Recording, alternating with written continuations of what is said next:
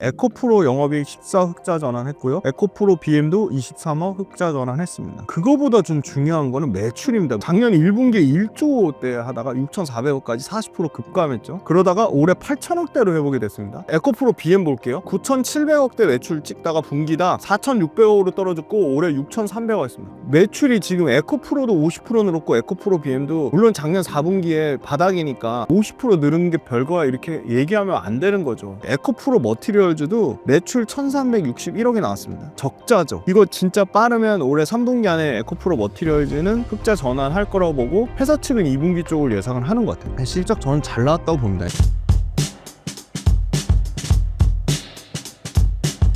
안녕하세요. 김지훈의 훈훈한 주식 유튜브 채널을 운영하고 있고 빌리언스 캠퍼스란 유료 구독 모델을 잘 유지하고 있습니다. 그리고 오프라인에서도 강연회를 통해서 구독자분들 또 많이 만나뵈려고 하니까 많이 참여해 주시면 감사드리겠습니다. 최근 증시 상황 어떻게 보고 계신가요? 코스피하고 코스닥이 오늘 또 주가가 또 조금 올라가지고 한 8%대, 코스피가 8%, 코스닥이 한 7%면요. 이게 아마 5월 데이터 조금 더 합산해보면 알겠지만 홍콩 항생지수 다음으로 코스피 지수랑 코스닥 지수가 지금 3등입니다. 굉장히 수익률이 코스피, 코스닥 모두 선방하고 있고요. 저는 조금 안타까운 거는 외국인이 코스피랑 코스닥을 엄청 팔았거든요. 뭐 대략적으로 한 14조에서 18조 정도 팔았는데 그렇게 팔았음에도 불구하고 기관 투자자들 특히 연기금이 꾸준히 계속 사면서 지수를 받쳤다고 보고 있기 때문에 환율만 조금 안정화가 되면 아무래도 환율이 지금 1,400원대로 계속 유지하면 외국인 투자자 입장에서는 부담이 될 수밖에 없는 상황이거든요. 그런 측면도 있고 외국인 투자자가 아무래도 미국 관세 때문에 불확실성이 아직도 있다고 보고 있기 때문에 외국인 투자자가 국내 주식을 계속 팔았죠. 그래서 외국인의 수급이 조금 돌아선다? 그러면 국내 증시도 조금 더 여기보다는 더 좋은 양호한 모습을 보이지 않을까 그런 예상을 하고 있고요. 대만하고 많이 비교합니다. 대만하고 많이 비교해서 대만 쪽으로 일부 자금이 넘어간 것들도 국내 증시로 조금 돌아온다? 그러면 상당히 국내 증시가 좀 괜찮지 않을까 보고요.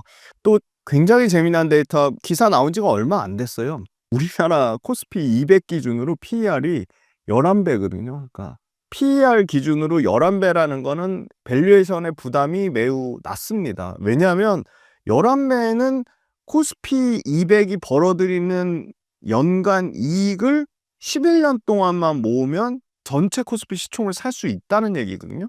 그러니까 선진국은 22배입니다. 선진국은 그렇다 칩시다. 그러면 신흥국은 15배예요. 근데 왜 우리나라가 신흥국보다 더 신흥국이라 하면 필리핀, 인도네시아, 말레이시아 뭐 다 이런 나라들 베트남 다 포함이거든요.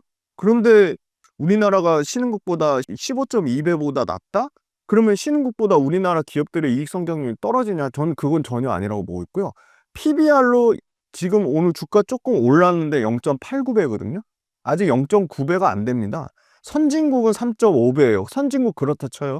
신흥국 1.8배입니다. 2배나 차이 나요. 왜 우리가 신흥국하고 이렇게 코스피 지수가 PER이든 PBR이든 떨어져야 되는지 이유를 전혀 모르겠고요.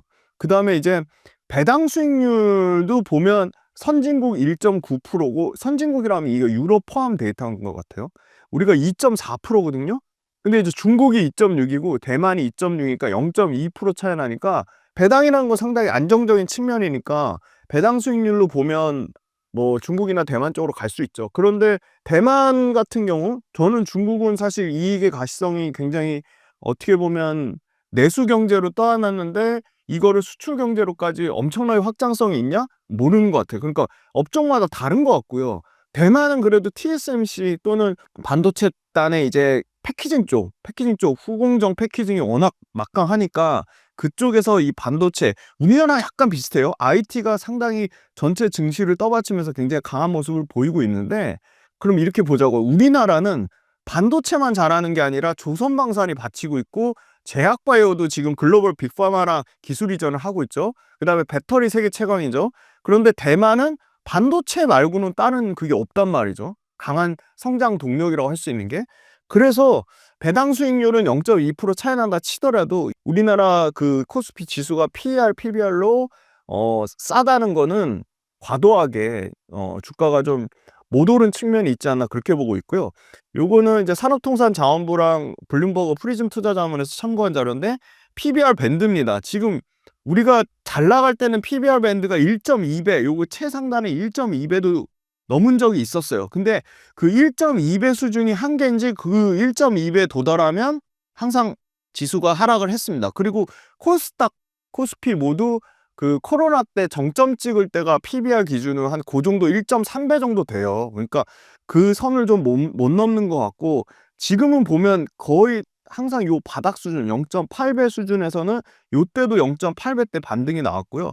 제일 낮았을 때가 2009년도 리만 브라더스 때가 0.6배 정도입니다. 근데 그 리만 브라더스 때 그 기업들이 벌어들인 이익이랑 2025년 지금 현재 시점에서 벌어들인 기업의 이익의 차이가 있잖아요. 기업의 이익의 질의 차이도 있고요. 그래서 저는 코스피 지수 기준으로 보면 코스닥도 마찬가지지만 이 이익이 지금 상당히 사이즈 대비해서, 그리고 이익의 질 대비해서 지수가 못 오른 측면이 있다 그렇게 보고요. 밑에 그래프는 주당 순이익이랑 한국의 수출 증가율하고 동일하게 굉장히 유사한 모습을 띠고 있거든요. 수출 증가율이 떨어지면 지수의 주당 순이익이 떨어지는 측면이 있죠. 왜냐면 수출의 비중이 너무 높다 보니까 70% 이상 되다 보니까. 그런데 이게 가장 요 끝단의 모습이 최근이에요. 지금 살짝 고개를 들어서 올리고 있습니다. 수출 증가율이 올라오고 있죠. 그럼 그건 뭘로 할 수 있냐? 1분기 실적. 1분기가 굉장히 어떻게 보면 전반적으로 계절적 비수기거든요. 근데 4개 중에 1개꼴로 어닝 서프라이즈가 나오고 있다는 기업들의 실적 발표가 쏟아져 나오고 있습니다. 그 말은 무슨 말이냐면 점차적으로 실적은 더 오히려 하반기로 갈수록 더 개선이 될 건데, 계절적 비수기에 우리가 생각했던 것보다는 기업들 실적이 상당히 선방을 한다는 겁니다. 그래서 저는 신흥국이나 대만 증시에 비해서 우리가 이렇게까지 저평가될 이유는 없다고 보고 있고요. 어제 뭐 굉장히 중요한 발표가 나왔죠. 관세 발표가 나왔죠. 자, 트럼프가 미중 무역 협상 최대 성과는 중국 시장의 완전한 개방이다라고 밝혔습니다. 그래서 미중 간의 90일간의 상호 관세를 각각 115%로 인하했고 완전 개방에 합의를 했다고 밝혔습니다. 특히 자동차, 알루미늄, 철강, 의약품 쪽을 제외하고는 미국은 중국의 30%를 일단 때리고 중국은 미국의 10%로 인하를 했습니다. 그러니까 양국 무역 관계 완전한 재설정이 나온다고 하면서 90일간의 미중 상호 금리 인하 역시도 합의를 했습니다. 그래서 상당히 제가 얘기한 게 아니고 대표적인 강세론자 톰리하고 웨드부시 증권의 댄 아이브스가 드림이 시나리오가 현실화됐다. V자형 반등을 기대해도 되겠다. 영어 주시장 예상대로 폭포수 급락 이후 전형적으로 상승하는 패턴으로 돌아설 것이다라고 얘기를 했고요. 세계 양대 경제국의 무역 합의는 결국은 기술주의 강세장 현상을 나타낼 것이다. 역시나 엔비디아를 포함한 빅테크가 뭐 최대 수혜를 볼 것이다 하면서 오늘 딱 저희가 찍는 시점을 보니까 SK 하이닉스 주가가 20만 원대를 돌파를 다시 했습니다. 그래서 반도체 쪽에 기대감이 있다는 거고, 그 다음에 트럼프가 역시나 주말에 시진핑하고 통화하겠다 뭐 그런 측면을 밝혔고, 다양한 얘기를 했습니다. 의약품 쪽에서는 상당히 약값이나 강력하게 행정명령하면서 초국적 제약사, 그리고 중간상이라고 불리는 사람들을 용납하지 않겠다. 난 중간상이 뭔지도 모르겠는데 트럼프가 계속 그랬죠. 초국적 제약사들과 중간상인들, 일종의 대리점 같은 거겠죠. 계약 도매상들, 그거 용납하지 않고 엄청나게 싸게 약값 인하를 하겠다고 했습니다. 그런데 조금 우려되는 건 있죠. 다 너무 좋은 얘기만 나와서. 자, 4월 달에 총 그 관세 징수액이 163억 달러로 월간 사상 최고치를 기록했습니다. 그러면 관세는 이렇게 많이 걷었는데 실제 미국의 재정 수지가 사상 최고치라는 거거든요. 그러니까 재정 수지 최고치면서 관세가 완화됐지만 최근에 지표 나오는 거 보면 신용카드 미국 소비자들의 연체율 최고, 그다음에 신용카드 못 갚는 비율이 계속 올라가고 있거든요. 그러니까 소비 수준은 그렇게 생각보다 드라마틱하게 개선되지 않은 겁니다. 관세 인하돼가지고 그러면 경기 살아나면서 나머지 고용 지표라든지 이런 것들까지 다 연쇄적으로 다 경기가 완전히 뭐 좋아지는 모습을 보여줘야 되는데 오히려 성장은 둔화되고 물가의 압력을 받는다는 거. 그러니까 무슨 말이냐면 생각보다 이거 5월 달이나 6월 달에 금리 인하할 줄 알았는데 금리 인하 못할 것 가능성이 좀 있다는 겁니다. 그러니까 경기는 나쁜데 물가는 오르는 최악의 상황이 스태그플레이션인데 스태그플레이션의 위험이 좀 있다는 거예요. 그러면 이 관세랑 별도로 미국의 재정 수지가 올라가 가지고 이런 부분이 금리에 영향을 저는 미친다고 보고 있거든요. 그래서 지금 얘기 계속 나오는 게 5월 달에서 6월 달로 연기됐는데 금리를 그 이후로 더 늦추지 않을까. 그러면 그 금리를 늦추는 거를 두 가지로 생각할 것 같아요. 경기가 너무 나빠서 소비 지표가 안 좋으니까 그만큼 경기에 대한 자신감이 없으니까 금리를 못 내리는구나. 그렇게 판단할 수 있을 것 같아요. 그리고 두 번째는 미국이 실질적으로 자국에 엄청나게 공장을 막 와서 지으라고 하지만 최근에 애플한테 어제 얘기했죠. 팀 쿡 애플한테도 CEO와 대화하면서 애플 앞으로 미국에서 더 많은 제품을 생산할 거라고 했는데 이거 굉장한 리스크라고 봅니다. 왜냐면 당장 우리나라도 예를 들어 현대차 조지아 공장 지으면 완전히 자동화하지 않고서는 인건비 차이가요 4배, 5배 차이 납니다. 그 다음에 거기서 조달하는 원자재 비용이요 1.5배 이상 차이 납니다. 그러면 그 많은 비용단을 미국의 기업들이 떠안아가지고 그걸 감당할 수 있겠냐는 거죠. TSMC 1분기 실적이 나왔는데요. 미국에 공장 짓는 거 좋은데 미국에서 공장 지었더니 적자야. 미국에서 해외에서 투자한 거 TSMC 지금 대만에서 물건 들어오는 거는 어마어마하게 흑자가 지금 나고 있는데 영업 마진이요. TSMC 영업 마진 뭐 40%대예요. 그러니까 하이닉스도 영업 마진 40 몇 프로 나왔잖아요. 그런데 미국에서 공장 짓는 게 점점 많아서 미국에서 생산할 경우에는 영업 마진이 그냥 급감한다는 겁니다. 그러면 이거를 애플한테도 막 트럼프가 압박을 넣고 있지만 기업들이 자기네들 기업들 마진이 떨어지는데 그걸 감당하겠냐는 거죠. 저는 그런 부분이 미국 기업의 이익을 깎아먹으면 이게 중장기적으로 주식은 심플하잖아요. 기업의 이익의 함수거든요. 기업의 이익이 계속 좋아지면 미국 주식도 사상 최고치를 넘어서 막 꼭대기를 갈 겁니다. 그런데 보세요. 심플해요. 사람들 기대치는 이만큼 미국 주식에 대해 올라와 있는데 미국 주식 이익이 그만큼 개선이 안 되는 거예요. 그러니까 미국 주식 이익이 나쁘다는 얘기가 아니고 사람들 기대치만큼 못 따라온다는 겁니다. 그래서 저는 계속 미국 주식하고 국내 주식하고 올해 국내 주식 비중을 좀 높이면 좋을 것 같은 게 사람들의 미국 주식에 대한 기대치는 이만큼 있는데 실제 미국 기업은 열심히 올라오고 있는데 못 미쳐요. 한국 주식은 반대입니다. 사람들 기대치는 저 바닥에 있는데 생각보다 어닝 서프라이즈 기업들이 막 나오고 있어요. 한국 주식 기업 이 기대치는 막 올라가고 있습니다. 실제 사람들의 기대치는 바닥인데. 그래서 주가와 기업 이익의 레벨의 어떤 키 맞추기가 전 계속 될 거라고 보고 있습니다. 트럼프가 만드는 변동성이 매수 기회가 될 수 있을 것 같은데 하락 시 주목하면 좋을 종목 및 섹터는 어떤 게 있을까요? 아까 그 웨드부시 증권의 댄 아이브스하고 톰리 같은 경우는 빅테크를 얘기를 했거든요. 엔비디아 얘기했고 테슬라 얘기했는데요. 저는 그쪽보다는 오히려 AI 하드웨어에서 지금 소프트웨어로 막 넘어가는 초입인 것 같아요.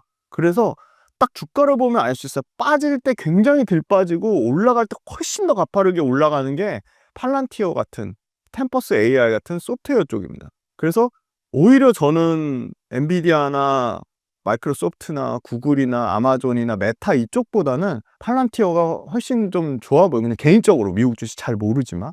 그리고 팔란티어만 소프트웨어가 아닙니다. 저는 유튜브를 하니까 너무 잘 아는데 대체 불가의 프로그램이 있습니다. 어도비의 프리미어 프로. 편집자들은 프리미어 프로 아니면 안 쓴다고 하더라고요. 그만큼 소프트웨어 절대적인 위치를 차지하고 있는 유튜브 관련된 생태계 내에서 프리미어 프로를 갖고 있는 어도비 같은 회사는 너무 좋을 수밖에 없다고 보고 있고요. 그 다음에 대표적으로 오라클이 있습니다. 오라클도 소프트웨어 업체거든요. 오라클 같은 회사들. 그리고 소프트웨어 외에 또 만약에 보자고 하면 우리나라는 아무래도 그 관세 영향으로부터 좀 벗어나 있던 조선방산이 주가가 많이 올랐다가 어제 그냥 박살이 났습니다. 막 현대로템 막 12% 빠지고 막 조선주 막 7, 8% 빠지고 그러는데 그건 당연하다고 봅니다. 왜냐면 너무 단기간에 빨리 많이 올랐고 아니 엄청나게 싼 사람들이 있을 거 아니에요. 외국인이든 기관이든 아주 사람들이 방산조선 아무도 모를 때 와서 산 사람들 있잖아요. 그런 사람들은 당연히 차익 실현하고 싶겠죠. 그래서 저는 조선방산 많이 빠졌는데 아직까지는 또 그 우려를 하시더라고요. 그거 충분히 이해가 됩니다. 야, 종전되면은 굉장히 방산주들 이익이 꺾이는 거 아니냐 그런 우려를 하시는데 생각이 좀 다른 게 종전이 되든 안 되든 저는 그 방산의 지금 트렌드가 트럼프가 세계 경찰 역할을 포기함으로써 나오는 GDP 대비 방위비의 증가거든요.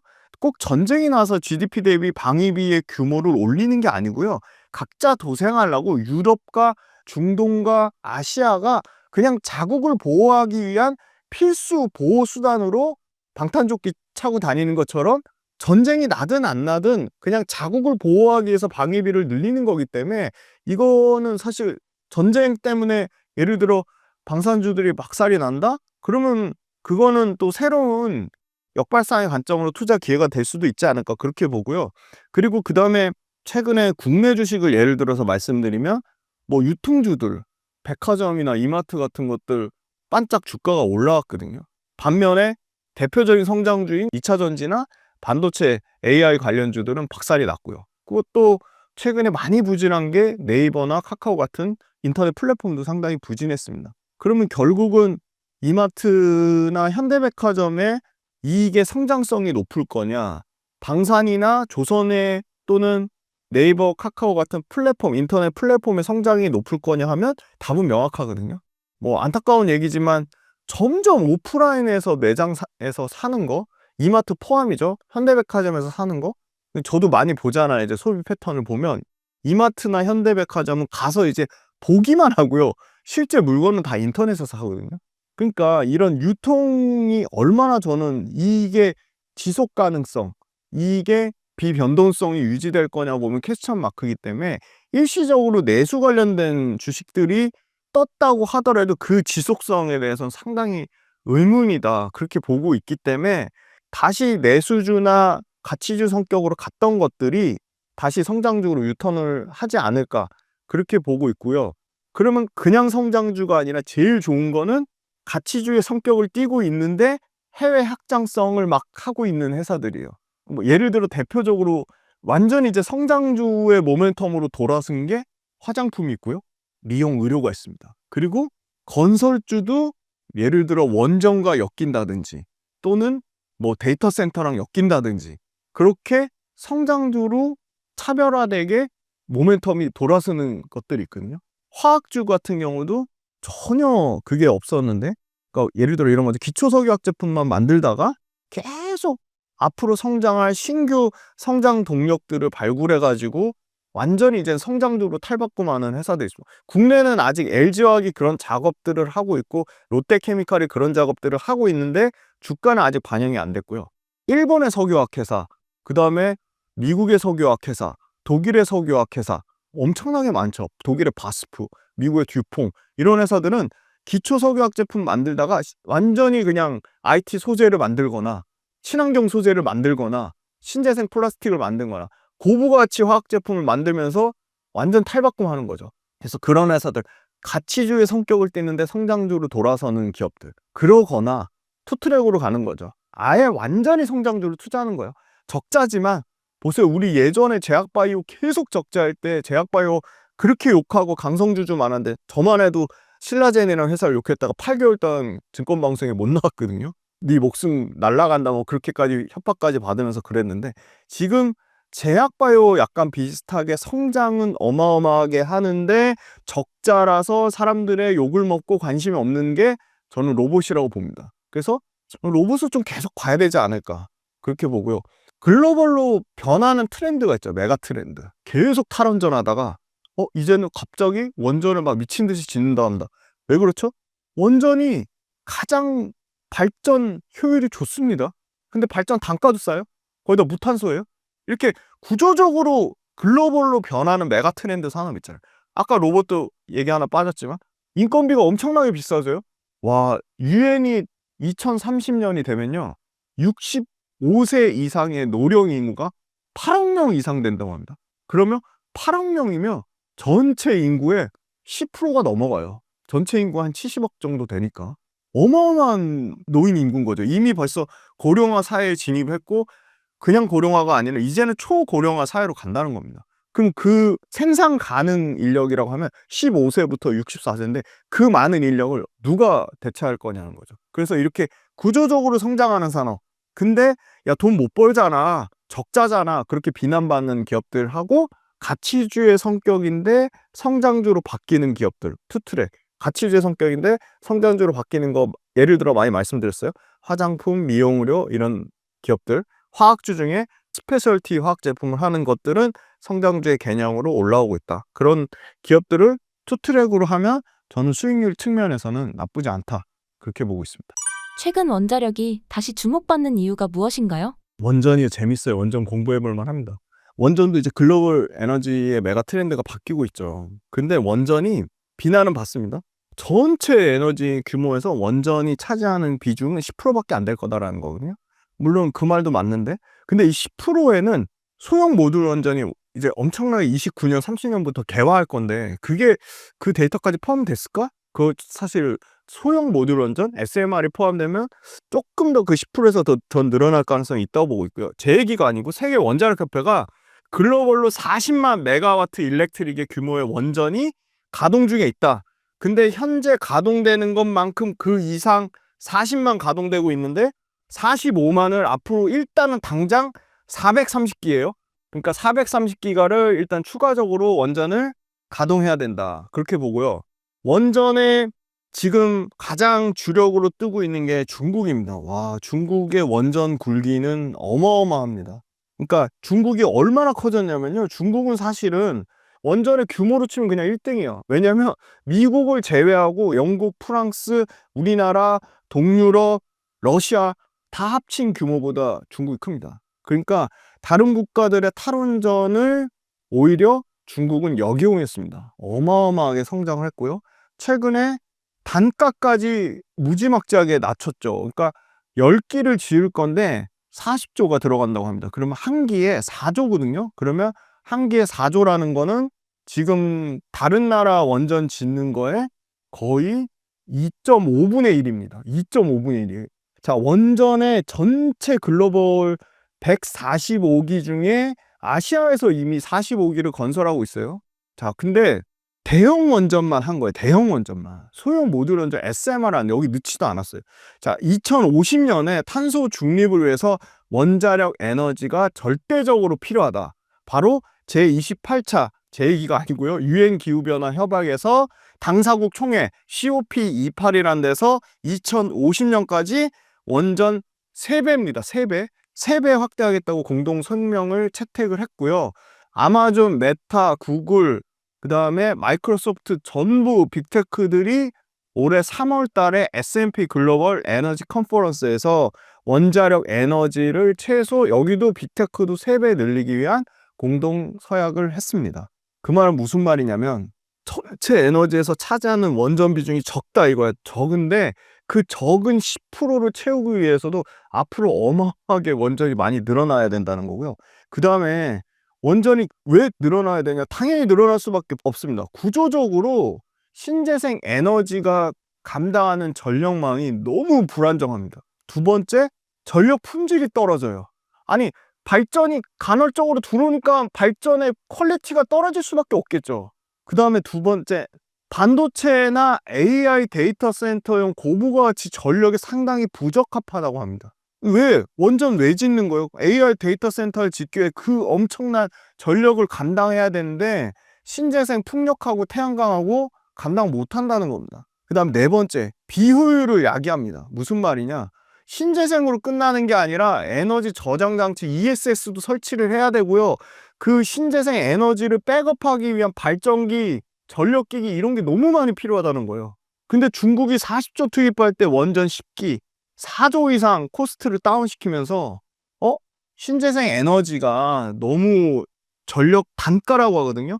전력 단가 싼 것도 맞고 앞으로 신재생으로 많이 늘어날 건데 유럽은 또 신재생을 너무 좋아해가지고 풍력하고 태양광 많이 늘어나는데 그럼에도 불구하고 그걸로 AI 데이터 센터 전력 못 채우고요. 이 엄청나게 늘어나는 전력 발전량을 원래는 친환경 요인으로 안 봤거든요. 근데 국제에너지기구에서 SMR하고 대형 원전 포함해서 무탄소 에너지원이면서 발전 효율 단가가 가장 좋다라고 원전을 얘기를 했습니다. 그래서 결론적으로는 신재생으로 다 대체를 못한다. 그 다음에 두 번째는 AI 데이터 센터가 앞으로 더 많이 늘어날 텐데 그 전력을 원전으로 수급을 해야 된다. 그 다음에 세 번째는 원전을 만들 수 있는 국가 자체가 몇 개 없어요. 그 중에 우리나라도 탑티어에 들어가고요. 원전 관련돼서 전력 수급 측면, 가격적인 측면, 그 다음에 여러 가지 신재생이 갖고 있는 부작용들, 이런 측면으로 보면 원전의 가능성이 있다는 거고요. 그거는 글로벌로 정부에서 정책적으로 원전을 밀어준다. 세계 기업들의 가장 시가총액을 큰 차지를 하고 있는 빅테크들이 원전을 밀어준다. 그러면 원전으로 돈이 쏠릴 수밖에 없는 거죠. 그러니까 지금 미국의 빅테크들이 소형 모듈 원전 당연히 적자죠. 근데 어떻죠? 오픈 AI부터 해서 마이크로소프트부터 해가지고 구글, 뭐 아마존 소형 모듈 원전 SMR에 엄청나게 투자를 하잖아요. 그래서 저는 원전이 당분간은 이 원전이 갖고 있는, 그리고 심지어 원전이 LCOE라고 하는 발전 효율 단가, 그것도 낮아요. 물론 태양광이 진짜 싸거든요. 근데 태양광 진짜 싼데 전력의 안정적인 수요 공급의 균형, 이런 걸 다 고려를 하면 풍력 태양광보다 훨씬 원전이 종합적으로 판단했을 때 매력도가 높다고 보니까 글로벌 에너지 메가 트렌드에서 원전을 다시 죽였다가 살리려고 하는 모습이지 않을까.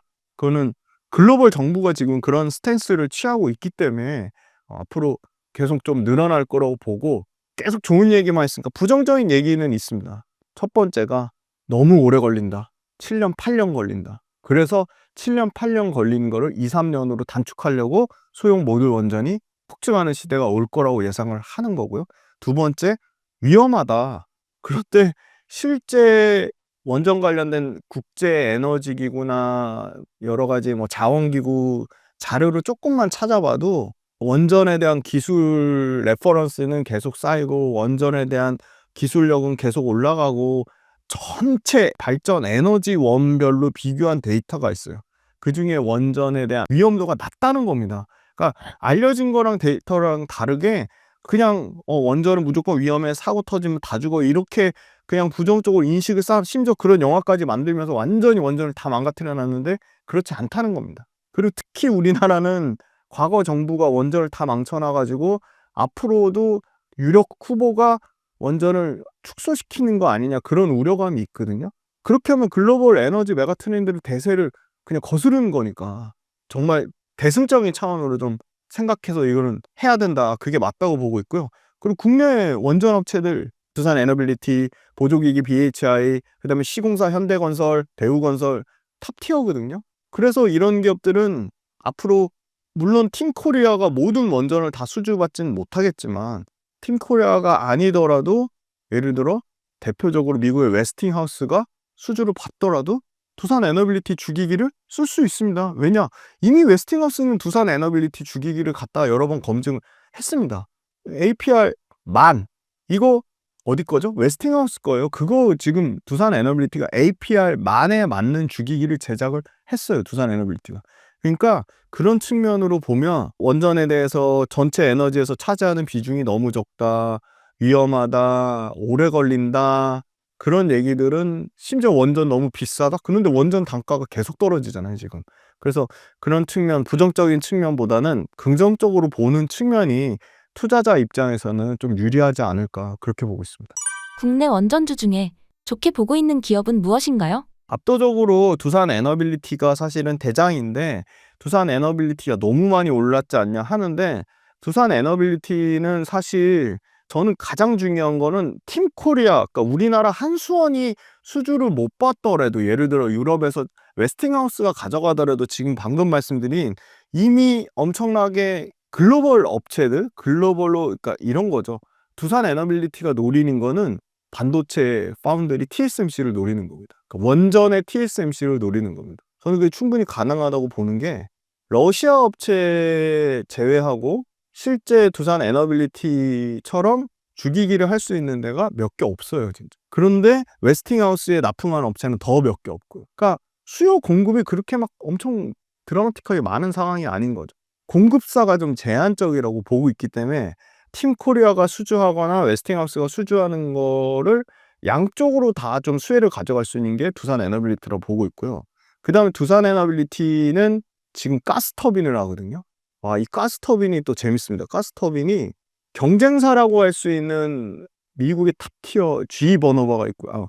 그다음에 독일의 지멘스가 있습니다. GE 버너바랑 지멘스는 이미 28년도 거까지 물량이 다 찼어요. 29년도 거 물량을 봤거든요. 그래서 당장 일단 미국에서 중서부의 2.5기가와트, 남부의 2기가와트, 최대 총 8기가와트 이상의 이 AI 데이터 센터를 지어야 되는데, 그거 관련돼서 GE 버너바나 지멘스, 아마 3등 정도 되는 게 미쯔비시인 것 같아요, 일본에. 얘네한테 발주를 못 주는 거죠. 왜냐면 얘네 물량이 다 찼으니까. 공급 캐파가 그렇게 안 돼요. 그러니까 그 물량을 미국 AI 데이터 센터 짓기 위해서 필요한데, 미국 AI 데이터 센터도 당연히 검증된 가스터빈 업체를 써야 될 거 아니에요. 근데 AI 데이터 센터 당장 28년도까지 지어야 되는데, 고객사들이 가스터빈 부족 때문에 레퍼런스를 낮춰가지고 신규 업체들한테도 진입 기회를 주자 해서 당장 아마 올해부터 미국 쪽에 중서부나 남부에 납품하는 미국 데이터 센터 고객용 가스터빈 물량이 좀 늘어나지 않을까, 그렇게 봅니다. 근데 가스터빈도 공급사가 러시아 업체하고 중국 업체 빼면은 4-5개밖에 안 돼요. 그래서 이 가스터빈이라는 상당한 강력한 신규 성장 동력 모멘텀이 있는데, 이 가스터빈이 두산 에너빌리티가 과거에 주력으로 하던 복합화력, 담수화 플랜트, 석탄화력 발전보다 마진이 좋습니다. 원전도 석탄화력 발전이나 담수화 플랜트보다 마진이 좋아요. 근데 또 막 이런 얘기 하죠. 두산 에너빌리티 1분기 실적에 영업이익이 60% 빠졌잖아. 근데 그 60%가 아직도 담수화 플랜트, 복합화력 발전 플랜트, 석탄화력 발전 플랜트, 이런 과거의 저마진의 플랜트 수주가 아직 실적으로 다 못 털었어요. 그러니까 그 물량이 남아 있는 거고요. 하반기에 대형 원전, 가스터빈이 실적으로 반영되면 이익이 훨씬 좋아질 겁니다. 그다음에 세 번째, 두산 에너빌리티는 잘하는 거는 발빠르게 미국 내에서 SMR 소형 모듈 원전의 탑티어라고 하는 뉴스케일 파워랑 테라파워, 엑스에너지에 이미 신규로 얘네가 투자를 했어요. 그래가지고 아마 미국 내에서 나오는 소형 모듈 원전 오클로만 그게 안 돼 있죠 지금. 뉴스케일, 테라파워, 엑스에너지, 여기는 두산 에너빌리티의 주기기, 가열로 반응기 뭐 이런 거 실제 기기를 미국의 소형 모듈 원전 업체에 공급할 가능성이 매우 높다. 예, 그렇게 보고 있고요. 원전 관련돼서 잘 될 수밖에 없는 게, 미국의 지금 에너지부 장관이 소형 모듈 원전 탑티어 오클로의 이사 출신입니다. 그래서 트럼프 역시도 미국 에너지부 장관의 소형 모듈 원전 업체 이사를 앉힌 거 보면 구조적으로 원전을 키우고 확대하겠다고 밝혔고, 이미 중국이 미친 듯이 원전을 짓는 바람에 중국의 원전 경쟁력이 이만큼 올라오니까 트럼프 입장에서는, 야, 그러면 우리가 새로 할 수 있는 게 뭐야? 새로 개발해가지고 원전 경쟁력을 다시 세계적으로 탁 끌어올려. 그게 딱 소형 모듈 원전인 것 같아요. SMR. SMR로 다시 원전의 주도권을 트럼프가 잡으려고 하고 있기 때문에 상당히 이거 관련돼서 기대감은 있다. 그리고 국제 원자력 기구가 마지막으로 2050년까지 세계 원자력 발전 설비 용량을 23년도와 비교해가지고 2.5배 이상 늘리라고, 증가될 것이라고 그렇게 예측을 했다. 그래서 두산 에너빌리티를 대장주처럼 움직이는 걸 보셔야 되고요. 짧게 하나 더 말씀드리면 현대건설 보셔야 돼요. 현대건설. 예, 현대건설이야 뭐 건설주냐 보시는데, 현대건설도 완전히 원전주입니다. 그러니까 팀코리아가 수주를 받으면 누군가가 시공을 해야 되는데요. 그 시공을 현대건설이 하거나 대우건설이 합니다. 그런데 요번에는 체코원전 본계약 같은 경우는 삼성물산이 시공이 들어간 걸로 알고 있어요. 팀코리아에는. 근데 지금 현대건설은 체코랑 상관없이 당장 불가리아 코줄로드이 원전을 연말에 시공 계약을 하고요. 불가리아가 끝나지 않고요. 이게 지금 원전 관련된 국가 모멘텀은 지금 4개가 있습니다. 그 다음 두 번째 어디가 있냐면요, 슬로베니아가 있습니다. 슬로베니아는 3월 달에 기술 타당성 조사 용역 계획을 이미 체결했습니다. 슬로베니아 모멘텀 두 번째입니다. 세 번째 핀란드가 있습니다. 핀란드는 역시 핀란드 원전도 상반기에 사전 업무 착수 계약이란 걸 체결을 했습니다. 핀란드랑도 진행 중에 있고요. 마지막 네 번째 영국이랑, 이건 소형 모듈 원전입니다. 영국이 지금요 SMR GBN 프로젝트라는 걸 합니다. 이거를 미국의 홀텍이 약간 그런 개념인 거예요. 팹리스 설계라고 보시면 돼요. 홀텍이랑 SMR 기술 경쟁에 참여해서 프로그램 최종 후보 등재가 됐습니다. 네, 마지막으로 어디가 있냐? 미국의 소형 원전이죠. 미국의 SMR 미시간주의 팰리세이드의 초도기 착공을 연말에 계획하고 있습니다. 그러니까 계속 매 분기마다 계속 원전에 대한 모멘텀, 불가리아 시작하고 슬로베니아 기술 타당성 조사 계약 체결하고, 핀란드 사전 업무 착수 계약 체결하고, 핀란드, 슬로베니아, 영국, 불가리아 지금 계속 쭉쭉쭉쭉 원전에 대한 그 얘기가 나오고 있고요. 슬로베니아 크루시코 원전 같은 경우는 하반기에 본계약 체결하지 않을까 그렇게 봐서, 야 근데 이렇게 원전 관련돼서 모멘텀이 많은데 그럼 원전은 언제 결국 매출이 반영되는 거예요? 그게 제일 중요하겠죠. 근데 수주잔고 지금 1분기에 연결로 잡힌 수주잔고 9조 4천억에는 지금 하나도 포함이 안 돼 있거든요. 제가 봤을 때는 정말 빠르면 3분기에 그 수주잔고에 잡히고 매출단에서는 하반기에 잡히지 않을까.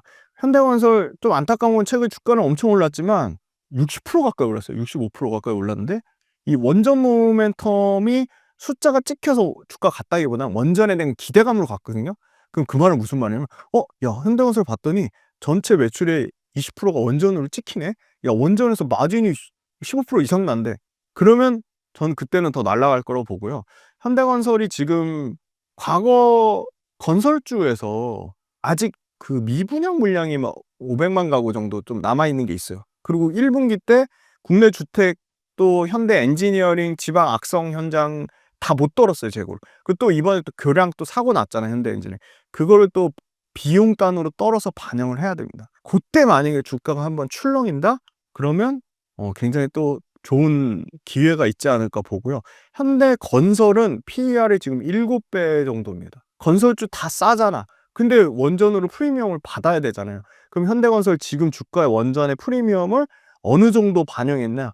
저는 30% 이상 반영하는 게 맞다고 보는데, 지금 실제 주가는 오른 것까지 제가 계산해 봤더니 한 15% 정도 반영돼 있어요. 근데 주가가 빠져서 이게 원전에 대한 모멘텀 프리미엄이 15%대가 아니야 막 10% 미만, 주가 빠져서 프리미엄이 10% 미만으로 떨어진다. 주가 하락분에 대한 게 프리미엄에 반영돼서 프리미엄 격차가 벌어지면 저는 그때는 좋은 기회가 될 수 있다. 그렇게 보고, 현대건설 같은 경우는 앞으로 지금 그것도 데이터 재밌더라고요. 역대 민주당이 됐을 때 부동산이 굉장히 반짝 움직이고 가파르게 주가가 상승했다고 하는데, 지금 굉장히 유력 후보가 지금 그 민주당 쪽이잖아요. 그래서 만약에 민주당이 된다? 그러면 그 정부의 약간 국내 주택 경기 그 정책 모멘텀으로도 건설주가 한번 또 움직이지 않을까. 그래서 두산 에너빌리티랑 현대건설이랑 같이 1+1으로 보시고, BHI까지 요 세 종목을 같이 보시면 원전주는 전체적으로 다 마스터하지 않을까 그렇게 보고 있습니다.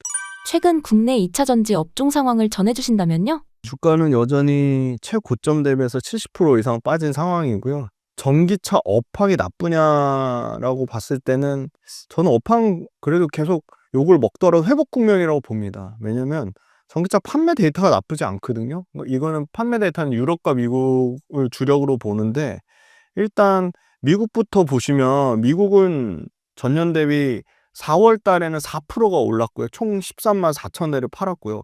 근데 여기서 좀 의미가 있는 게 테슬라가 여전히 신모델이 나왔잖아요. 그게 완벽하게 생산되는 상황이 아니거든요. 이제 5월 초부터는 조금 이제 본격적으로 가동이 된다고 하니까 그 모델 Y 주니퍼 말하는 겁니다. 아직도 4월 달 데이터에서는 마이너스 15%예요.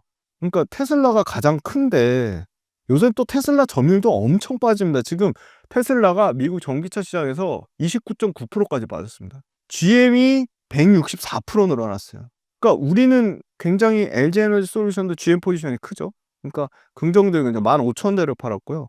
그런데 GM은 이유가 있었습니다. 블레이저, 에퀴녹스, 그 다음에 에스컬레이드, 캐딜락 옵티크 등 신차가 쏟아져 나오면서 굉장히 잘 팔렸고요. 현대기아차 좀 부진했습니다. 8% 정도 빠졌고요. 다만 이제 아이오닉 5의 현지 생산 비중이 63%까지 올라가면서 앞으로 이 판매량은 다시 드라마틱하게 늘어날 거로 보고 있고요. 포드가 또 부진했습니다. 4월 달에 25% 빠졌고요. 연속성을 보기 위해서 3월 달 거 데이터도 볼 건데요. 3월 달의 데이터는 훨씬 좋았습니다. 3월 달에 미국은 19% 정도 상승했네. 12만 대를 팔았고요. 이때도 테슬라가 얼마나 많이 빠졌냐면 30% 넘게 미국 시장에서 나빴습니다. 그런데 나머지 아까 말씀드린 GM, 포드, 현대기아차, 스텔란티스, 그다음에 BMW, 심지어 도요타, 혼다까지 회복이 전체적으로 다 나오는 모습을 보였고요. 그다음에 이제 3월 달에 전기차 배터리 탑재량이 38% 증가했습니다. 전 글로벌. 이 중에 미국이 33% 증가했고요. 11기가와트로. 유럽이 30% 증가했습니다. 특히 3월 달에 SK온이 엄청나게 선방을 하면서 SK온이 삼성 SDI나 칼브나 고션을 모두 제치고 CATL, BYD, LG엔솔 다음으로 4등을 했다. 그런데 삼성 SDI가 엄청나게 부진하면서 삼성 SDI가 22%나 전월 대비 빠졌습니다. 4월 달에 유럽의 데이터가 다 안 나와서 4월 달에 유럽 데이터가 영국이 8% 증가했고 프랑스는 작년에 기저효과가 컸거든요. 그리고 보조금이 폐지됐었죠. 독일은 보조금이 살아났고요. 프랑스가 지금 한 달 수 때까지 다시 회복이 됐습니다. 플러스 전환했습니다. 그럼 상당히 고무적인 거죠. 계속 1, 2, 3월 달 다 마이너스인데 4월 달에 플러스 전환됐어요. 그다음에 독일이 53.5%가 증가했습니다. 그러니까 유럽이 이렇게 계속 좋아지고 있습니다. 미국이 아까 말씀드린 대로 테슬라 빼고는 GM이 164% 증가하면서 4% 이상, 4.7% 정도 증가했다는 거예요. 자, 그다음 5월 3일 날 미국 상위 10개 모델 중에 6개에서 7개가 LG엔솔 배터리 탑재라는 기사가 나왔죠. 그래서 관세 부과에 가장 큰 부담을 LG엔솔이 받을 것이다 해가지고 LG엔솔이 실적이 잘 나왔는데 주가는 계속 빠졌어요. 그런데 완성차 업체들이 아직 판매 가격 올리지 않았거든요. 그러니까 이건 무슨 말이냐면 완성차 업체들이 판매 가격을 올리면 그때 수요 둔화가 나온다는 겁니다. 판매 가격 올릴지 안 올릴지 몰라요. 그건 아직 나와봐야지 아는 거고요. 4월 달에 2차 전지 수출 입동량이 나왔는데 17개월 만에 수출 증가를 나타냈습니다. 17개월 만에. 상당히 고무적이에요. 특히 전기차용 배터리 수출이 62%가 증가했습니다. 너무 기저효과가 낮았잖아. 뭐 그렇게 얘기하실 수도 있어요. 충분히 합리적으로 봅니다. 대미 수출이 98%가 늘어났습니다. NCM 배터리가 3억 3,040만 달러로 1월 달, 2월 달에 바닥 찍고 3월 달에 회복됐고 그거보다 조금 더 데이터가 잘 나왔습니다. 그런데 NCA는 3월 달에 1억 5,828만 달러로 회복되다가 4월 달에 9,199만 달러로 급감하면서 데이터가 좀 나빴습니다. 근데 저는 이제 전기차의 좀 부진한 부분을 ESS가 커버해줘야 된다. 블룸버그 뉴 에너지 파이낸스가 최근에 밝힌 데이터를 보면 글로벌 ESS는 연평균 37%까지 성장한다고 보고 있습니다. 그러면 ESS가 2030년까지는 전기차가 예를 들어 850조 시장이라면 그거에 최소 30에서 최대 40%까지, 그러면 250조에서 거의 한 350조 시장까지는 커질 거라고 보고요. 미국이 17%의 비중을 차지하고 중국이 50%의 이미 비중을 차지합니다. 그런데 중국을 제외하고 나머지 미국하고 유럽은 아직 ESS가 그렇게 엄청나게 성장을 못했기 때문에 성장 여력이 남아있다고 보는 거고요. 물론 트럼프의 고관세 정책 때문에 ESS 프로젝트도 취소되는 거 아니냐, 수요 감소 우려는 분명히 있습니다. 그리고 ESS도 대중국 때리기에 우리나라가 수혜를 볼 것이다. 그래서 발빠르게 LG에너지 솔루션이 ESS 공장을, 애리조나 공장을 더 빨리 지금 가동을 시작을 했습니다. 왜냐하면 관세가 ESS 중국산 관세가 올해 156% 어마어마하게 올라가고요. 26년 173%까지 올라갑니다. 그러니까 말도 못하게 관세가 세지는 거죠. 그래서 그런 부담감을 가지고 있다는 거고요. 그 다음에 이제 중국산 ESS LFP 배터리의 가격이 예를 들어 킬로와트 시당 37달러에서 49달러면 여기에 관세를 이 가격 156% 현재 156%의 관세를 매길 경우에는 중국산 LFP 가격이 최소 80에서 100달러까지 커지면 국내 삼원계 양극재 ESS 배터리의 가격과 가격 차이가 5% 미만으로 줄어듭니다. 어마어마하게 줄어드는 거죠. 그래서 그런 가격적인 측면으로도 한국산 ESS 배터리의 공급 우위를 기대할 수 있겠다. 예, 그렇게 보고 있고요. 그리고 3월달, 4월달 판매량도 좋았고 양극재 그것도 증가했고 글로벌 ESS도 좀 성장할 거라고 보고 있기 때문에 배터리 업체들이 회복돼야지 양극재 업체들도 연쇄적으로 회복될 거라고 보는데, 제가 오늘 오면서 IRA 세부 규정 발표가 났어요. 오늘 저희 찍는 지금 불과 한 3, 40분 전에 세부안에 대해서 얘기가 나왔는데, 일단은 가장 중요한 거, 우리 LG엔솔과 삼성 SDI나 SK온이 미국에서 첨단 생산세 공제 받는 거. 자, 그냥 소비자들의 그 혜택은 사라집니다. 그러니까 소비자가 전기차 구매 보조금 받는 거 다 폐지돼요. 폐지되는데 1년 유예를 줬습니다. 그 말은 무슨 말이냐면 20만 대 미만으로 파는데, 20만 대 미만, 테슬라는 당연히 해당이 안 되니까 이제 테슬라는 소비자 보조금 없는 거고요. 그럼 이제 테슬라 자체 고유의 가격 경쟁력이나 테슬라 자체의 브랜드력으로 커버를 해야겠죠. 그럼 거기에 해당되는 게 있습니다. 당연히 혼다, 뭐 도요타, 리비안 뭐 이런 데들은 1년 유예가 됐습니다. 그러니까 내년에 폐지돼요. 두 번째, 우리가 가장 중요한 거는 미국의 공장 지은 LG엔솔, 삼성, SDI, SK온 이 회사들의 첨단 생산세 공제, 첨단 생산세 공제 25%부터 시작해서 50%, 75%, 100% 단계적으로 폐지할 건데 2033년에 폐지한다고 했는데 1년 당겼어요. 시기가 1년 앞당겨져서 2032년이면 AMPC도 전부 폐지됩니다.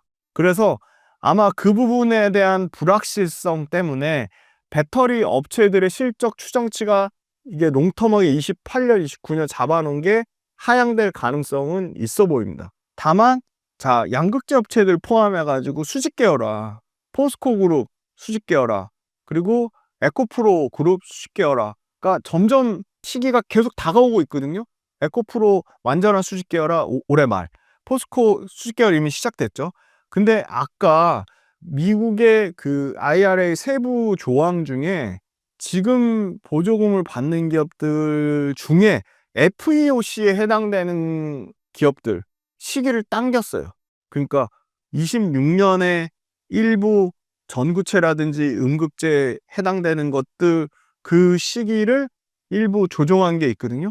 그러니까 그 말은 무슨 말이냐면 당장 중국산 음극재를 쓰거나 중국산 전구체를 쓰는 거가 정책 이 방향성, IRA 변경 때문에 더 빠르게 그 시기가 당겨졌기 때문에 단계적으로 폐지한다는 그 단계적 폐지 시기가 당겨졌다는 거예요.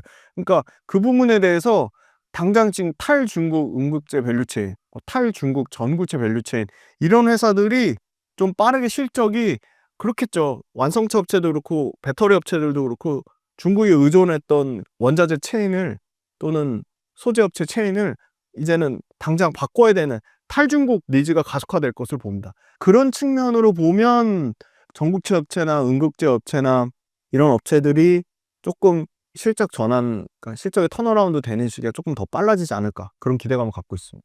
최근 에코프로 그룹주 상황은 어떤가요? 에코프로 그룹주들이 실적이 턴어라운드가 되고 있습니다, 지금. 요거 에코프로 그룹사 실적인데요. 에코프로 영업이익 14 흑자 전환했고요. 에코프로 BM도 23억 흑자 전환했습니다. 자, 좀 그거보다 좀 중요한 거는 매출입니다, 매출. 작년 4분기에 매출로 바닥을 찍었습니다. 6,400억대까지 떨어졌죠.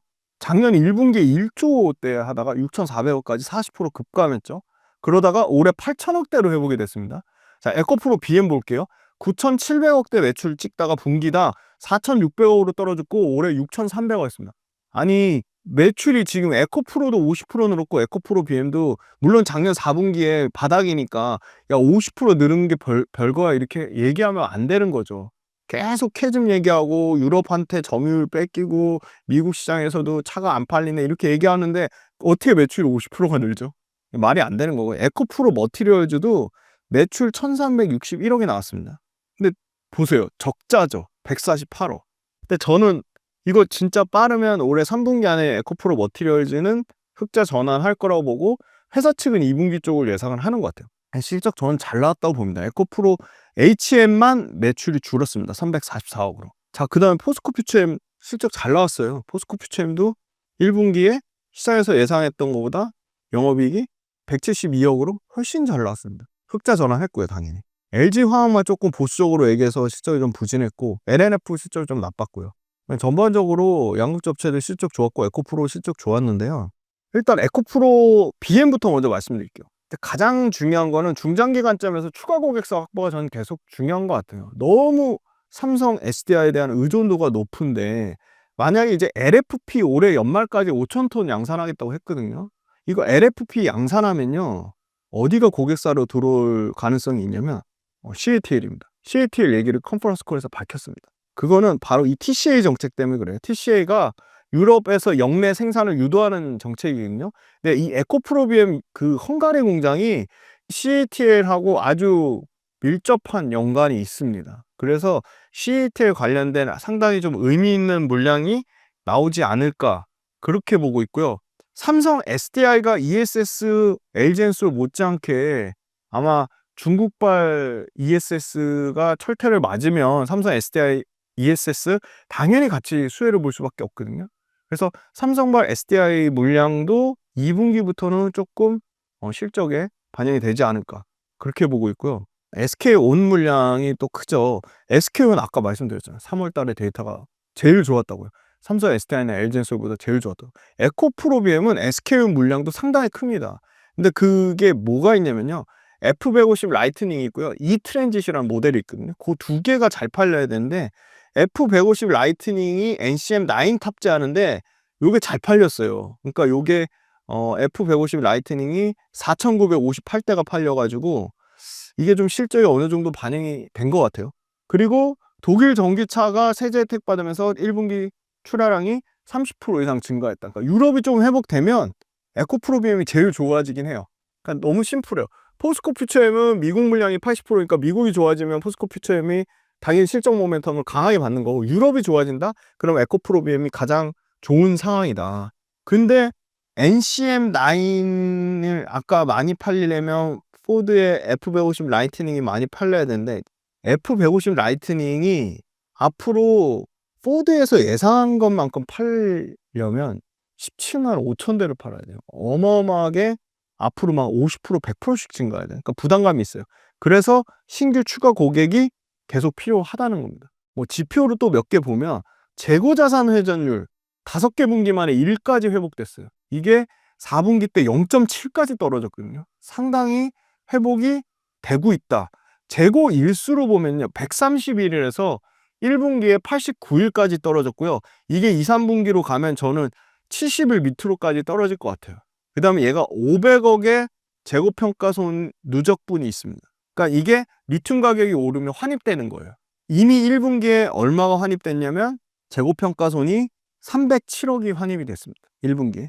연 제품 출하량은 올해 10만 톤이지만 내년부터는 30% 이상씩 증가할 것 같아요. 컨퍼런스 콜에서 밝힌 거는 40%씩 증가하겠다고 밝힌 측면이 있습니다. 폭스바겐의 최근에 월별 데이터에서 제가 여기 초반에 나올 때도 말씀드린 모델 중에 하나가 엔야크란 모델이 있거든요. 매달 판매량 데이터 항상 5위권을 유지하는 거. 엔야크가 잘 팔리고 있어요. 그리고 ID4나 ID5 같은 폭스바겐 ID 시리즈가 잘 팔리고 있어요. 그러면 이 차들이 잘 팔린다는 거는 에코프로비엠의 수혜가 일부 있을 수 있다. 근데 그거보다 더 물량 큰 거는 이제 BMW가 잘 팔려야 돼요. 그래서 에코프로는 지금 BMW 점진적인 재고 소진이 상당히 좀 중요할 거라고 보고 포드가 신차 나왔어요. 푸마라고. 포드 신차 이것도 잘 팔려야 된다. 그래서 그게 에코프로면 상당히 영향을 미칠 거라고 보고요.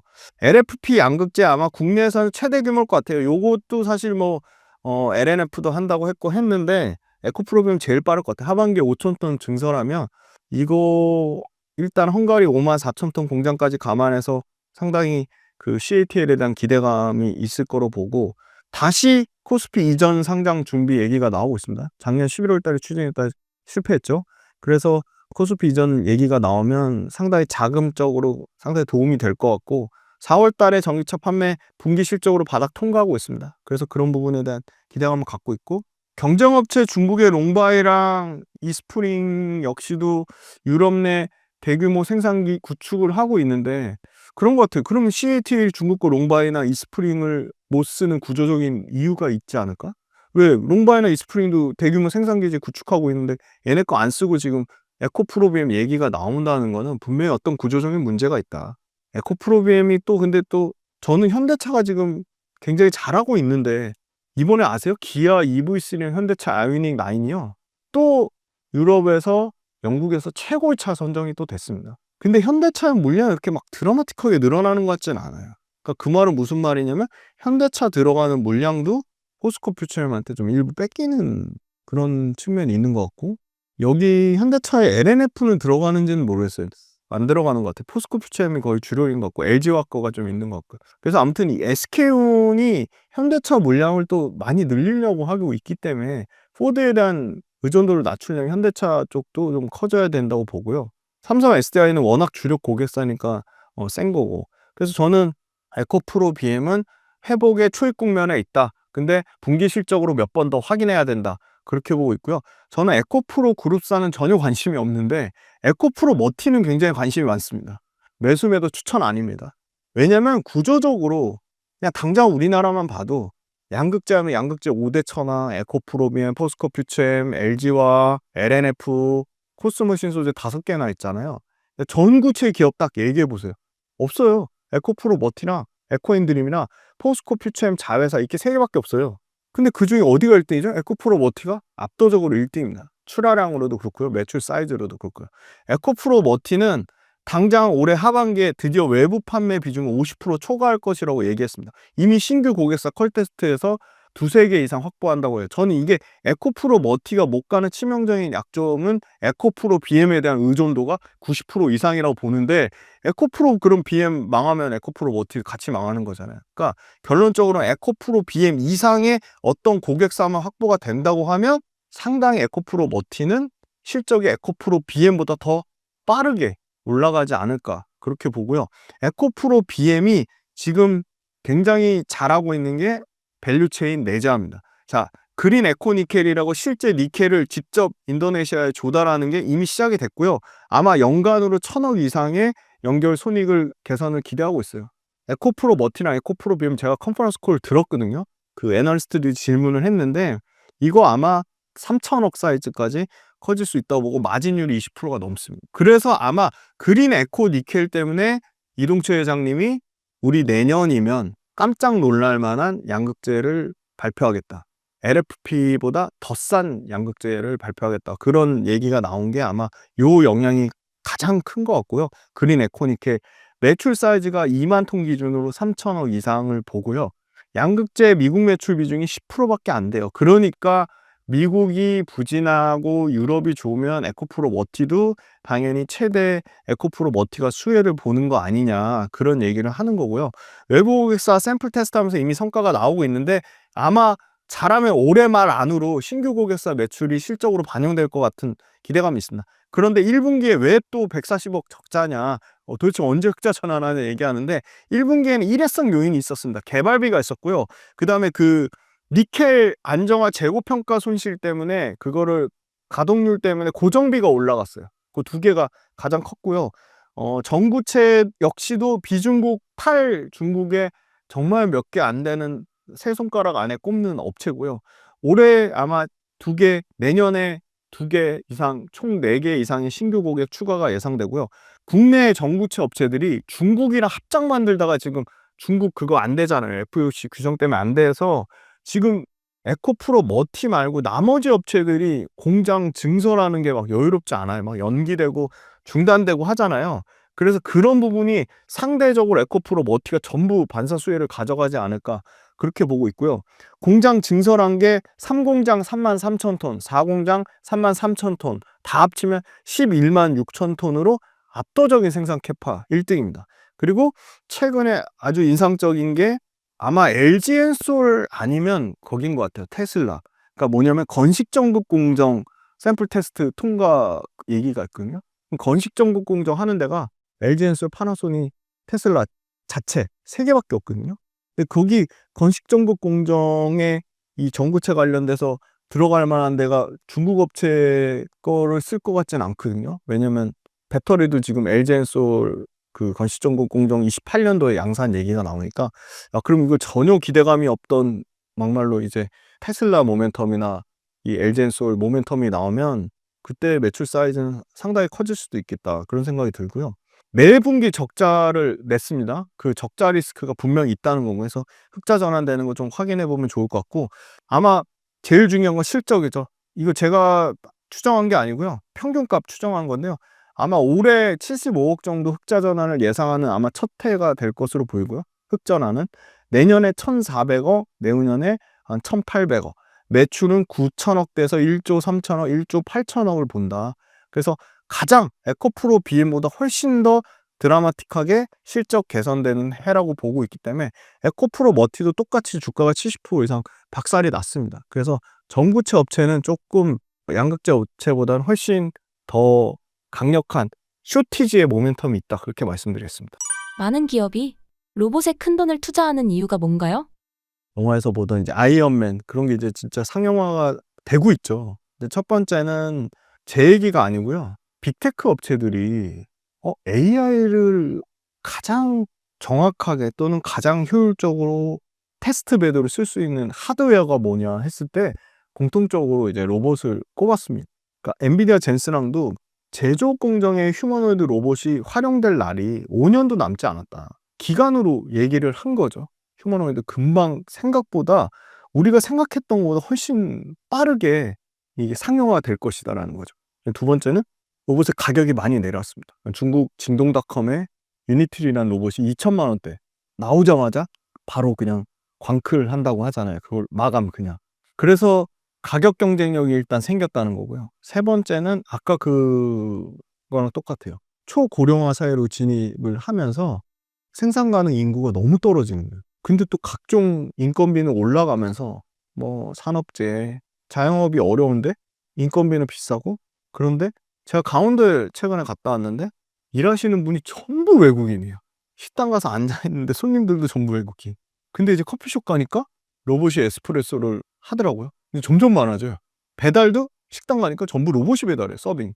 그러니까 그만큼 이미 일상생활에 깊숙하게 침투를 하고 있다는 겁니다. 그리고 로봇에 대한 일종의 그 저항이 좀 많이 낮아졌어요. 그 얘기는 정부의 규제가 많이 완화되고 있다는 점입니다. 특히 자동차 공장이 어떻게 보면 대량 생산성, 대량 양산의 그 가장 표본인데요.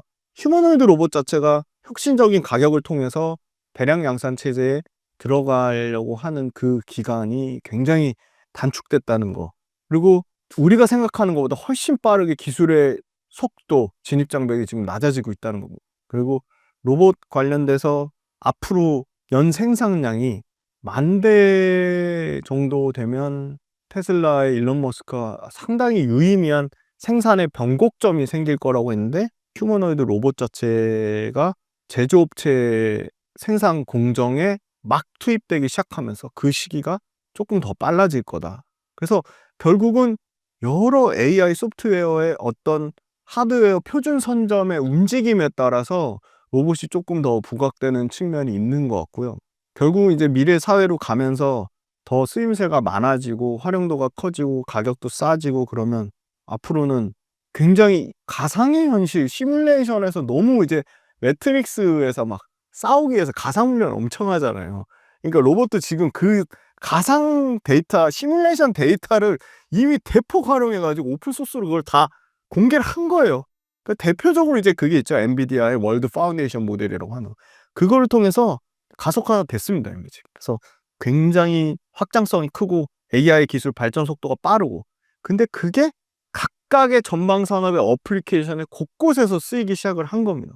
그러니까 휴머노이드의 여러 가지 변수들은 떨어지고 하드웨어 표준화되면서 양산성은 올라갔다는 거고요.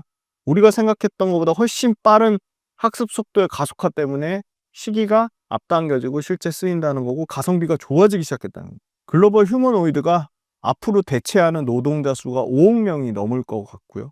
OECD 전체 회원국의 서비스업의 종사자만 다 대체하더라도 2035년 기준으로 80% 이상이니까 2035년에 서비스업 노동자 종사자 수는 약 6억 명을 예상을 하고 있습니다. 6억 명의 80%면 약 4억 8천 명이 휴머노이드 로봇으로 전부 대체될 거다. 그리고 AI하고 결합하는 지능형 플랫폼은 로봇이 가장 효과적이고 가장 핵심적인 플랫폼으로 로봇도 일종의 플랫폼이 될 거라는 겁니다. 그래서 그런 측면으로 보면 성장 가능성이 매우 높고 그래서 글로벌 업체들, 빅테크 업체들도 가장 빠르게 엄청나게 많은 돈을 투자하고 있고 안타깝게도 우리나라만 2030년까지 1조 달러가 아니고 1조 투자한다고 했는데 글로벌 중국을 포함해서 미국을 포함해서 일본을 포함해서 유럽까지 우리나라의 100배 넘게 뭐 많은 데는 1000배 이상 로봇 산업에 투자를 하고 있다는 측면을 보면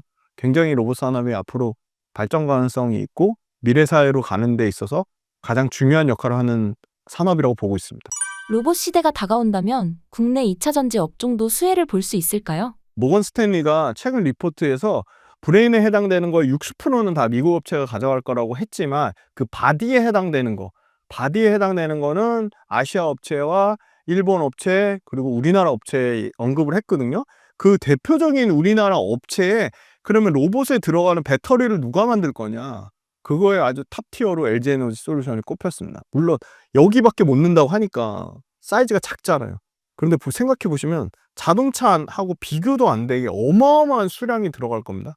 최근에 베이징에서 로봇 마라톤 대회 때 2시간 33분대 로봇이 들어오면서 사람보다 더 좋은 데이터를 기록할 정도로 이 배터리에 대한 안정성, 배터리에 대한 기술 진입 장벽, 배터리에 대한 놀라운 교체 주기의 그 단축 이런 걸 감안을 하면 우리나라 배터리 업체가 당연히 수혜를 받지 않을까. 다이렉트로 LG 에너지 솔루션 같은 경우는 지금 탑티어가 어디죠?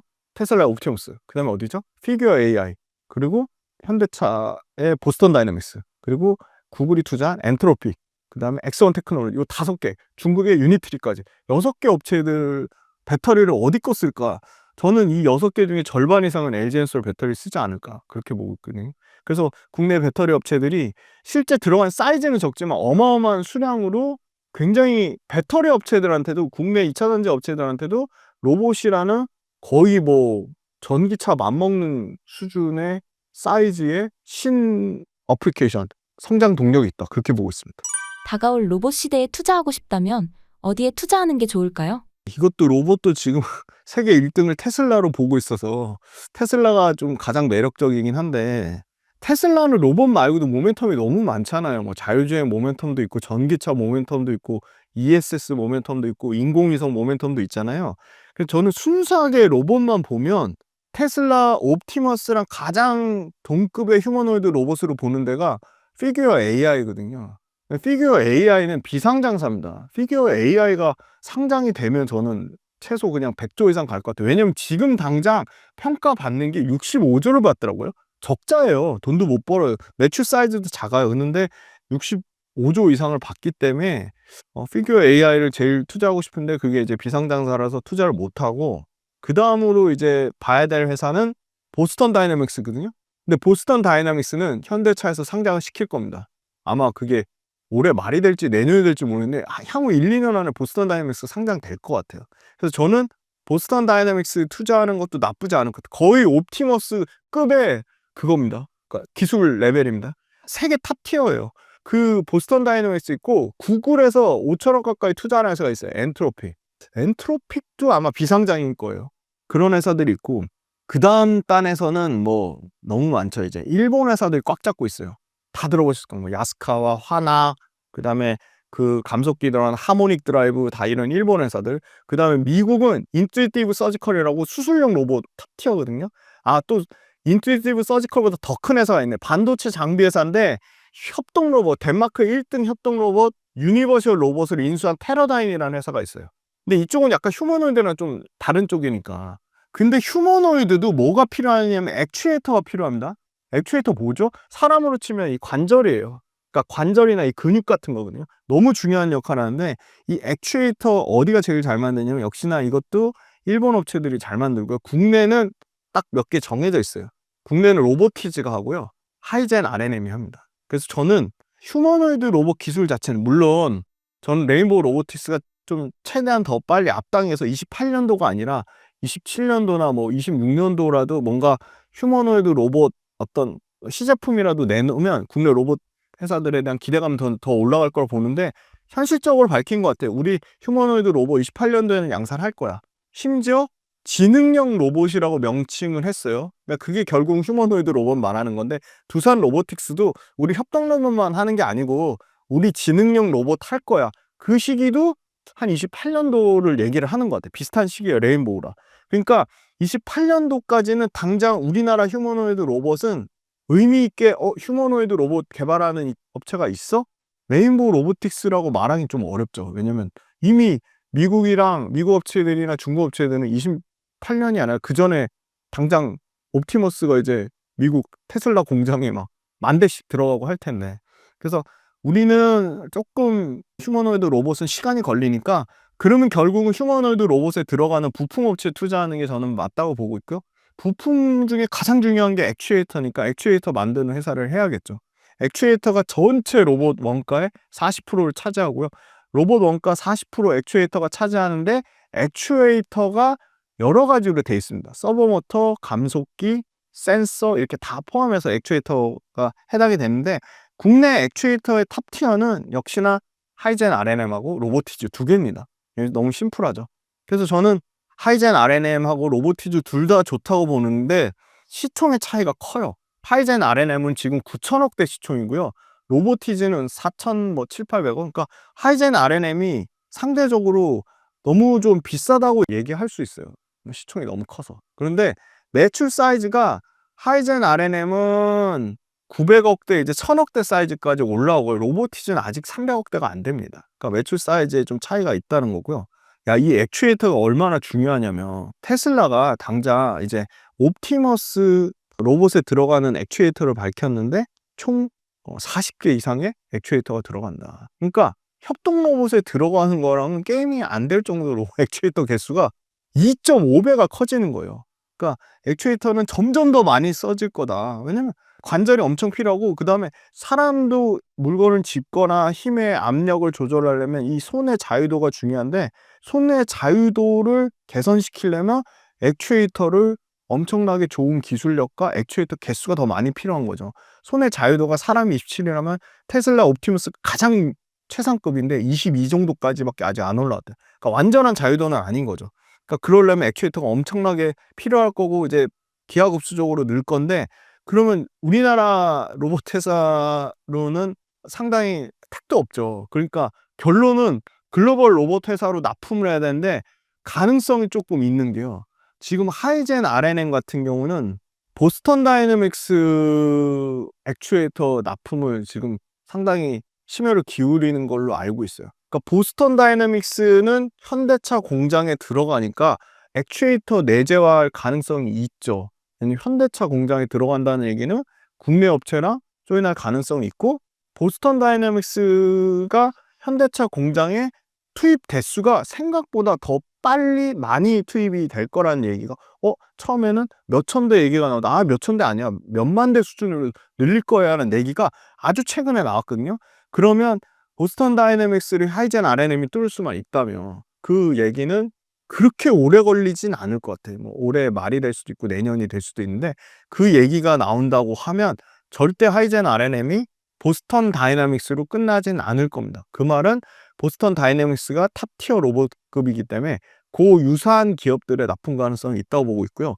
이 로봇 관련된 캐파가 1,300억 정도 캐파입니다. 그래서 얘네도 캐파를 어마어마하게 계속 늘려야 된다. 그래서 하이젠 RNM 같은 경우는 앞으로 휴머노이드 발전 방향에 지금 딱 맞고요. 관절의 자유도나 이런 기술력, 그 다음에 불규칙하거나 복잡 운동, 그러니까 기존의 단순 로봇이 하는 회전 운동을 넘어서 이제 병진 운동까지 가지면 관절이 엄청나게 쓸 거고, 그 관절을 국내에서 할 수 있는 게 로보티즈나 하이젠 RNM 밖에 없다. 하이젠 RNM은 저는 계속 좀 부각을 받을 거다, 그렇게 보고, 시가총액이 지금 다소 좀 부담이 있습니다. 거의 1조 가까운 시총을 나타내고 있기 때문에 앞으로 매출과 이익의 사이즈가 조금 더 가파르게 올라가지는 게 좀 봐야 될 것 같고, 액추에이터 양산에 대비해서 선제적으로 증설했다는 게 전 중요한 것 같아요. 지금 벌써 이미 형 캐파를 1,300억 이상의 사이즈로 증설하겠다고 한 거는 어느 정도 뭐 보스턴 다이내믹스라든지 어느 정도 글로벌 업체의 물량을 받기 위한 선제적 대응이라고 보고, 이 회사 대표하고 그 밑에 임원진이 두산 에너빌리티 출신이에요. 그러니까 기본적으로 저는 두산 로보틱스는 일단 납품이 된다고 보고, 레인보우 로보틱스도 실제 봤는지 제가 조금 그거는 다음 달에 확인해서 말씀드릴 텐데, 아마 국내 탑티어는 거의 다 하이젠 RNM의 액추에이터를 쓴다고 보면 맞지 않을까. 그래서 하이젠 RNM을 저는 좀 탑픽으로 꼽고 있습니다. 마지막으로 신사임당 구독자분들께 한 말씀 부탁드립니다. 주식이 다 어렵습니다. 예, 그러니까 누구나 다 수익 내면은, 아직도 주식을 뭐 불로소득으로 얘기하시는 분들도 있고, 주가 떨어지면 또 굉장히 멘탈이 나가시고 힘들어 하시는데, 그건 누구나 다 똑같고요. 쉬운 일이 어디 있겠습니다. 그래서 저는 생각하는 거는, 일단은 중간중간 공부하는 과정을 좀 재밌게 생각하셨으면 좋겠어요. 야, 우리나라 기업들이 이렇게 잘해? 야, 우리나라 회사들이 이렇게 다양한 비즈니스를 하고 있네. 와, 너무 재밌는 거예요. 이거를 자녀분들하고도 대화의 소재로 삼으셔도 전 너무 좋을 것 같고요. 그럼 그 자체가 금융 교육이 됩니다. 그리고 두 번째는, 주식으로 돈 버는 거에 대해서 좀 시간을 좀 주셔야 돼요. 그러니까 너무 급하게 생각하시는 것 같아요. 세 번째는, 욕심들이 너무 과하세요. 주식 투자하면 무조건 막 50%, 100%씩 수익 나면, 요새 또 비트코인 올라가면 비트코인의 변동성은 비교가 안 되잖아요. 그러니까 비트코인 하시는 분은 주식이 너무 재미없는 거예요. 그러니까 그거를 적절하게 자산 배분하시는 게 중요할 것 같고, 아무튼 주식을 조금 넓은 마음, 유연한 사고와 긍정적인 마인드로 좀 봐주셨으면 좋겠어요. 그러니까 수익이 좀 안 나더라도 스트레스 받지 마시고, 새로운 기업을 알아가면서 시간에 조금 투자를 하시면 좋을 것 같고, 주식으로 좀 수익 났잖아요? 그러면 보통 껄무새가 되거든요. 아, 그때라도 손절할 걸, 그때라도 수익 실현할 거, 그렇게 얘기하지 마시고, 그냥 이 정도 목표 수익률 세웠는데 벌써 이미 내가 생각했던 것보다 빨리 와버렸네? 그럼 좀 수익 실현 좀 하세요. 그리고 나는 이 정도 손절가를 세웠는데 그 손절가 너무 내가 생각했던 것보다 빨리 도달했네? 그러면 내 판단이 틀린 걸 인정하고 좀 손절을 하세요. 그러니까 손절하고 익절, 이 두 개를 못 하시면요, 주식을 안 하시는 게 맞습니다. 그래서 손절하고 익절을 좀 많이 하시고, 유튜브에서 아무리 좋은 얘기가 나와도 내가 손품 팔아서 찾아보셔야 돼요. 손품의 싸움이에요. 손품의 싸움이고, 매일매일 시황을 어떻게 분석하고 매일매일 기업 분석이나 산업 분석을 어떻게 하시는지 궁금하신 분은 5월 31일 날 4명이서 오프라인 강연회를 서울에서 하니까 그것도 많이 참석해 주시면 좋을 것 같고, 빌리언스 캠퍼스 구독 모델도 많이 참석해 주시면 감사하겠습니다. 다음 달에 또 더 재미난 산업과 기업에 대한 소식을 가지고 또 찾아뵈면 좋을 것 같습니다.